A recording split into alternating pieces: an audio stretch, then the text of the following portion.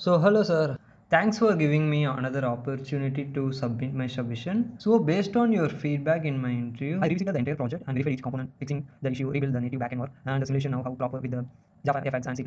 In this video, I will explain what wrong before and what I changed and what I learned during this process. So I opened the project structure. You can see organized project into three layers: frontend, backend, and shared. In frontend, this contains only JavaFX UI, controllers, and dialogues, views, canvas. In shared, this contains the JNI Bridge. Java communicates with C++ only through this layer. I will open the native simulation in Java. So this contains actual simulation engine implemented in the C++.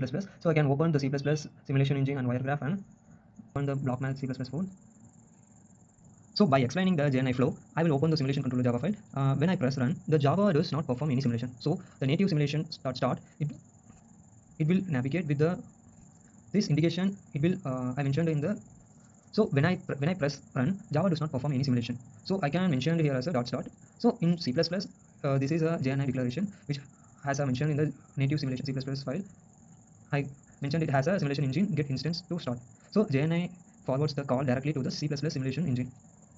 So okay, explaining the clock execution. I opening the simulation engine C++ file. Then let you can see clock time plus step size. So every simulation step increases the simulation clock using this configured step size. So in C++, where I have mentioned as a graph evaluation graph, after updating the clock, the entire signal flow graph is evaluated in this C++. Okay, next explaining the wire graph. So this file stores the complete graph in C++. So every block is stored in unordered map. So connections in block are stored separately. During each simulation tick, the clock moves to the sign for evaluating order. So I also added the multiple evaluation so signals propagate correctly across the multiple connected blocks. Next, explaining the BlockMath. I open the BlockMath C++. You can see the sign and quotient value for the one important document was the mathematical calculation should not happen in Java. All trigonometric functions are implemented in C++ using these two functions.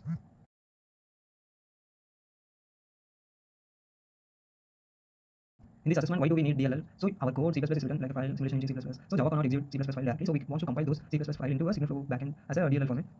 So the Java can load this DLL and call its function through JNI. Already I have mentioned, suppose the Java executes the simulation start means Java itself no C++. JNI is going to be map this into a this JNI report while JNI call this function inside the DLL execute the C++ code flow signal simulation flow. Sir, actually you have mentioned a few things in this corner. I have also solved the problem and you have asked that step size.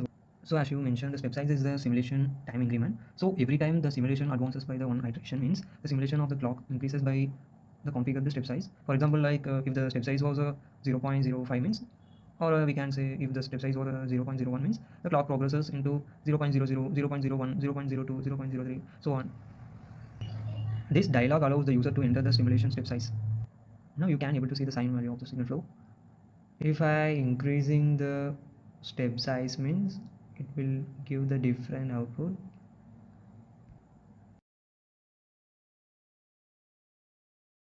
Sir, you can see the backend running compiler. You can able to see this where we have update means here you can able to see